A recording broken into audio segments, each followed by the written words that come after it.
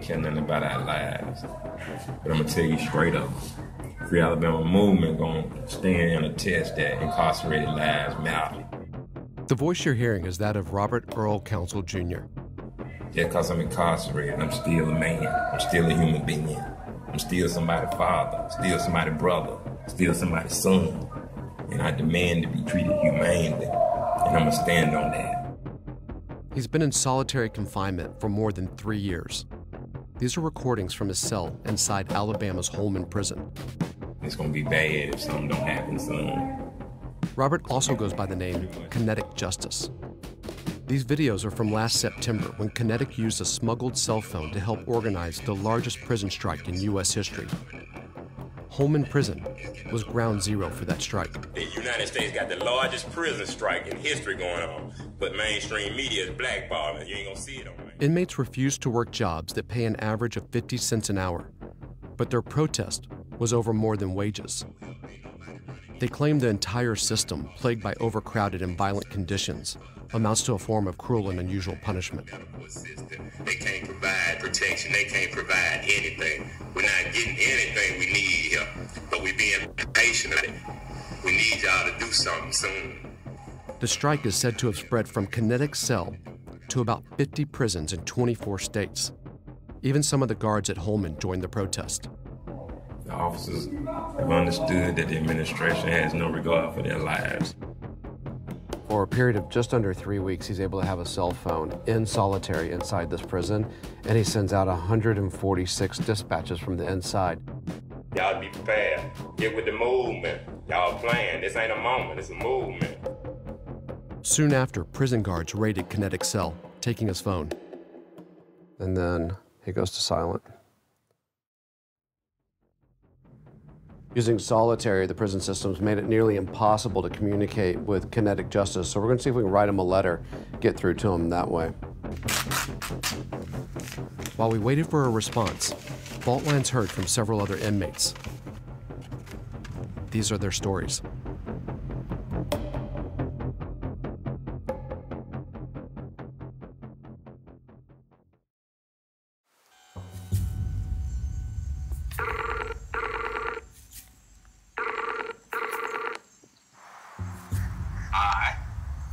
Hey, Bennu? Hi. We've been contacted by an inmate inside this maximum security facility in Alabama. How you doing, man? Same old, still slave. Same old shit every day. The man talking to me on Skype is Melvin Ray. He also goes by the name Bennu Hannibal Ra Sun. Bennu and Kinetic Justice met at Holman Prison. Together, they formed an organization called the Free Alabama Movement. It began as a study group inside the prison law library. We came up learning the law, and then we got to a point where we ended up start teaching it and teaching the whole system. Soon, Bennu and Kinetic were leading work stoppages and hunger strikes, which led up to last year's national strike.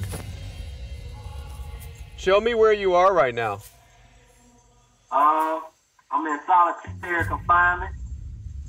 I'm in a 8x12. Bennu is one of 23,000 inmates living in a prison system built to hold about half that number. He served 16 years of a life sentence for murder, a crime he says he didn't commit. Put in a cell. You can get put in a strip cell for any reason or for no reason. There's not a grievance procedure, so there's no way that we can even complain about it. This is a concrete rock. You don't have a toothbrush. You don't have any clothes. You're stripped down literally to nothing. This is what you sleep on. Just like this. He sent us these videos from his cell inside solitary confinement. Alabama's prisons are home to the 5th highest incarceration rate in the world. Nearly everyone, from inmates to the Department of Justice, agrees the system is broken. You can look on the news in the state of Alabama every day and you'll see every politician, lawmakers, prison officials, all of them are speaking about the conditions in the prison, but we're not allowed to talk about it. When we speak on it, we're being punished. Officials placed Bennu in solitary for failure to obey orders and for using a cell phone to talk to the media. He was supposed to be there for 15 days. They snatched me up August the 19th of last year, right before the nationwide work strikes on September 9th. That was 8 months ago. Today, Bennu is still in solitary. What's it like being in solitary? What's the hardest part about that? It's mental torture. If you trace it back to the slave plantation, this is where solitary confinement punishment started from. And if you tried to run away, they would put you in a box. Or if you talk back to the slave master, they put you in a box. And so it has evolved from a small box to a small cell. And it's supposed to be raised up to a human standard. But if you put a dog in this cell, you will be charged with animal cruelty. Why shouldn't prisoners have to work?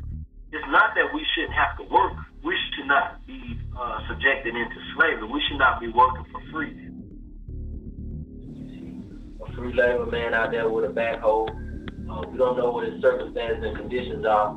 Why he has to work this job for free. The only thing we know is that he's not being compensated for his labor. And our Free Alabama movement, we contend that this is a violation of this man's human and civil rights. And here is a copy of the 13th Amendment to the United States Constitution. When inmates join the Free Alabama movement, they begin by memorizing the Bill of Rights. Neither slavery nor involuntary servitude, except as punishment for crime. That's the amendment that abolished slavery, unless as punishment for a crime. Have been duly convicted shall exist within the United States. It's all about the labor. The only power that we have is people who are incarcerated. We can't vote. We don't have jobs. We don't have capital. The only power that we have is our labor power. But that power is not organized, it's not consolidated, and it's not educated. So we use, that's what the work strikes are all about, because that is the source of our power.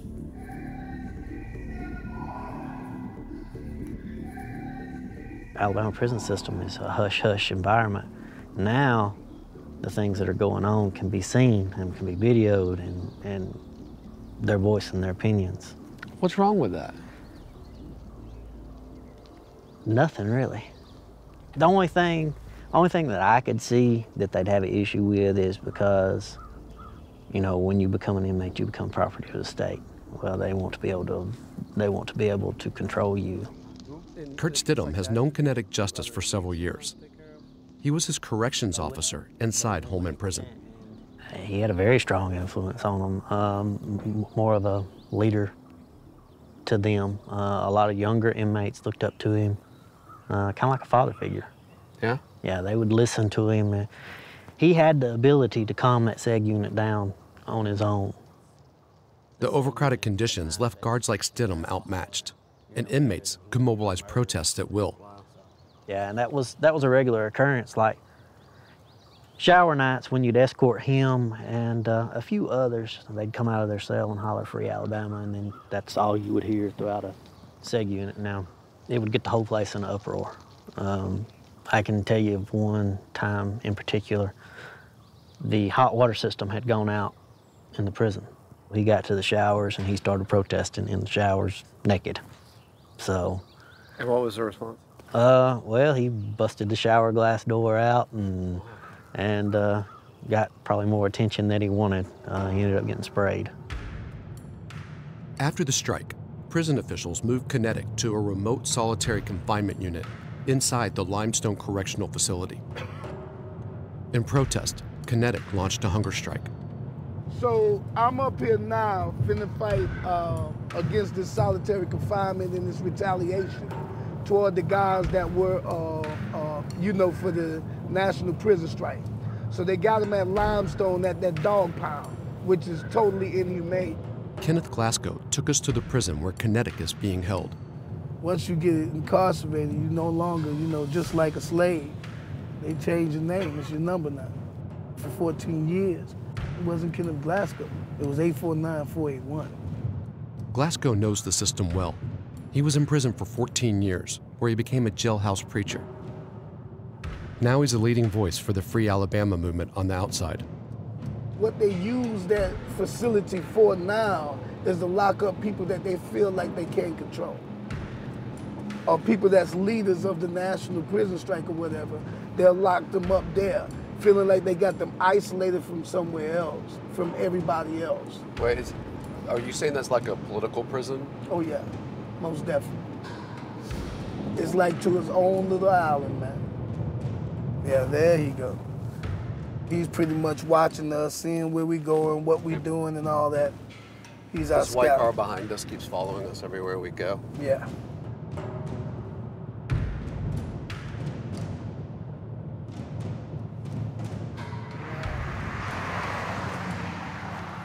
Kinetic's family drove across the state to be here.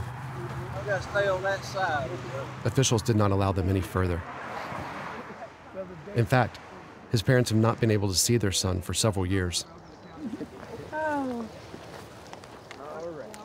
So you drove 400 miles, and this is as physically close as you can get. He's over that hill, but you can't get to him. He can't have visitation because they got him in isolation. That's another way trying to break him. If I don't let you see none of your loved one, I'm gonna break you somehow. One way or another, you go do what I say do. They prisoners, but like I said, they ain't dogs. Don't treat them like dogs. Kinetic's parents are considering a last-ditch appeal on his sentence of life without parole for murder. He won't even talk about his case.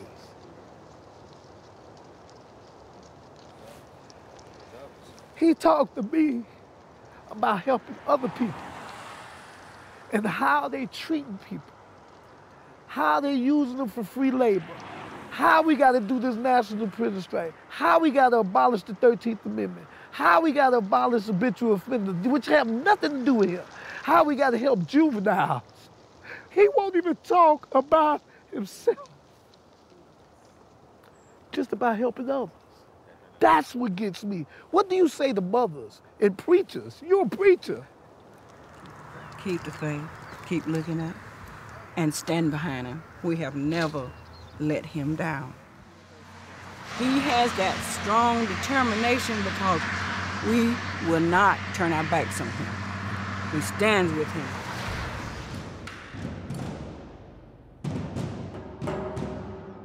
Pastor Glasgow told us Kinetic was attacked by prison guards in the segregation unit in December. They waited till they got away from the cameras, and they shoved them in this room where they couldn't get to the cameras, beat them up, left them there, went back and beat them up some more, left them there while he was handcuffed. Fault Lines obtained the incident report. Multiple witnesses say that guards sprayed Kinetic in the face with a chemical agent and left him handcuffed in a closet. That's the way they prolong your stay. They would come like the last 3 or 4 days or last week of your confinement when they have to let you out, because they have to let you out. They can only sentence you to so long in solitary confinement. The reason he was in there 3.5 years, the reason he's in there now is that's what they do. When it comes time for you to get out, within that last week or so, you can look for, they come and they're gonna beat you up, they're gonna put more charges on you, and then they're gonna hold you in there longer. So sort of a way of justifying their action. Officials at the Alabama Department of Corrections denied our request to visit Kinetic. But they did agree to speak with us by phone about how the prison factory works. They told us that inmates make an average wage of 50 cents an hour for jobs making chemicals, clothes, furniture, and license plates. Inmates do other jobs inside the prison for no pay. Leaders of the inmate strikes call this a form of modern-day slavery. Chief of Staff Steve Brown had a different take. The 13th Amendment allows us to employ inmates without any kind of payment as part of their cost of incarceration. But yeah, it's legal. You wouldn't have to pay a dime. You could just tell them, hey, they need work. We got a lot of inmates. We got inmates working in the kitchen. We got them working on mowing the yards, working in the facilities. We don't pay them anything. We found out that some 2,000 inmates also work outside the prison walls. Each day, these white vans take prisoners to work for private companies. They're paid a prevailing wage for this work. The prison system takes 40% of that wage. Just caught another van coming out of the prison. We've got guys who are flipping burgers at McDonald's. It just depends on the local area. They work at car dealerships, motor shops, carpentry, work masonry. Yeah, some guys are out on construction jobs. There are people who, it just depends on what's in the local area. Prisoners are also taken to work at state agencies. This inmate was dropped at the Department of Motor Vehicles. Officials say these government jobs pay $2 a day. While the pay is low, prison spokesman Bob Horton wanted us to know that no one is forced to work. One point to remember is the inmates are working voluntarily.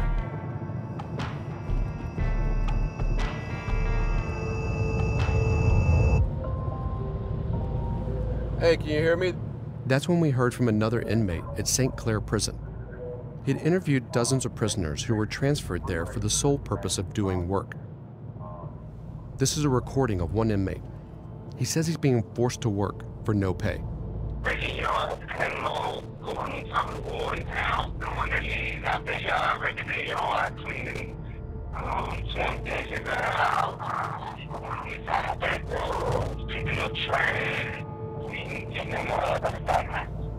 The inmate said he's a minimum security prisoner, now being held at one of the most violent maximum security prisons in Alabama.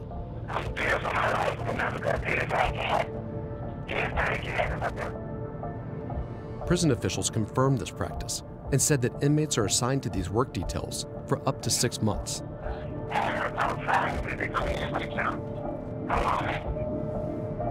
So if inmates don't want to work, that's their option. They can not work and it's okay? Absolutely, we can't force inmates to do anything. The inmate can sit on his bunk all day long if they want to. Prison regulations say that inmates can face disciplinary action for refusing to work. Benu says inmates have been sent to solitary confinement for going on strike.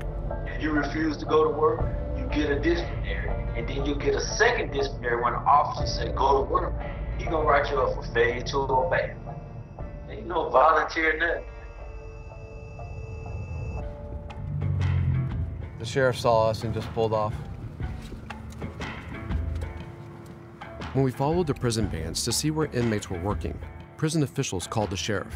One of the DOC, the Department of Corrections, wants to talk to y'all. A prison investigator was on his way to speak with us. Okay. Sure, thank you.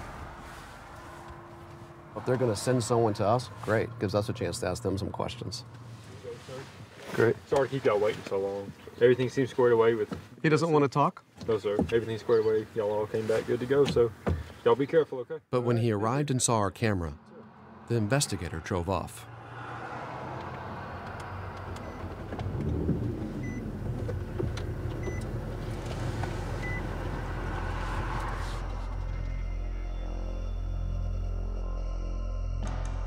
Alabama Department of Corrections. Worst place on the planet. Labor conditions inside Alabama's prisons have been the subject of legal challenge for decades. In 1995, Alabama was the first state to revive the use of chain gangs. The state's attorney general at the time defended the practice. His name was Jeff Sessions.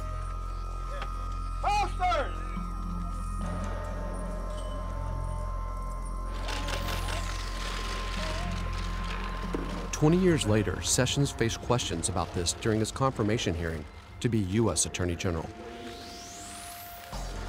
Prison policies in Alabama said a man could be put on a chain gang if he failed to shave or keep his bed clean, if he disrespected a member of the staff, and would end up doing hard labor, breaking rocks while being chained together in groups of 5, shackled with 8 feet of chain between men. The case that was brought demonstrated were disproportionately affecting African Americans. What action you would take today if these practices were restored? I think it's crystal clear what the law is. That was disapproved and disallowed and found to be unconstitutional, and I would absolutely follow that as Attorney General. Thank you. A federal court forced Alabama to end the practice in 1996. But they serving this shit every week. I mean, it's so bad it don't even need no explanation.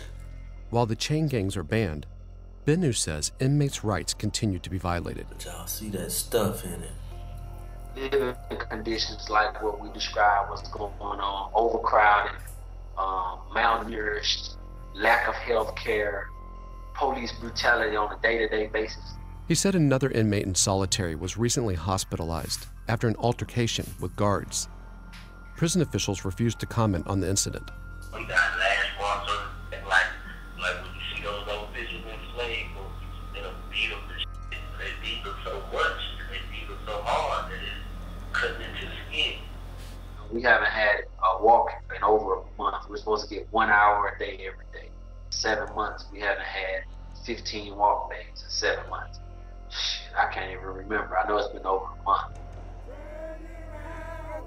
Keep on walking, keep on talking, walking up the freedom way. Gonna let your session turn me around. On the heels of last year's national strike, the Department of Justice launched a civil rights investigation into Alabama's prisons. But its future is unclear. We will challenge Jeff Sessions.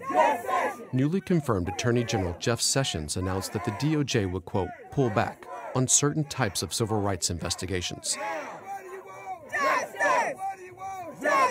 Here in Selma, Alabama, people come every year to march across the Edmund Pettus Bridge.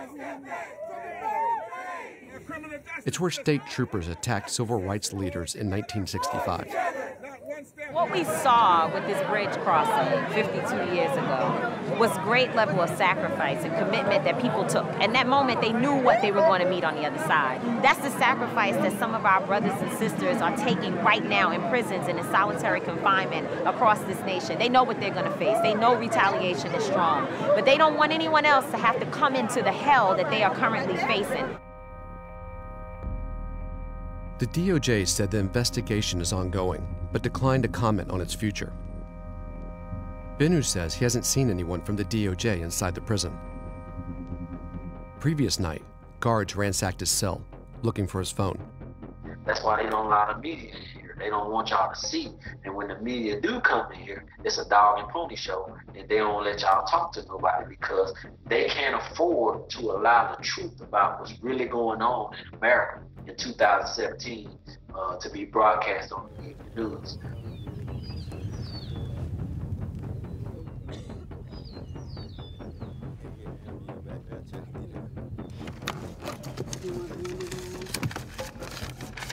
We received a response from Kinetic Justice and showed the letter to his mother. 37 months in solitary confinement has had the opposite effect. As they intended it for it to destroy my will, I spend my days reading, writing, and exercising in order to keep myself healthy and focused. Respectfully, Kinetic Justice, my son.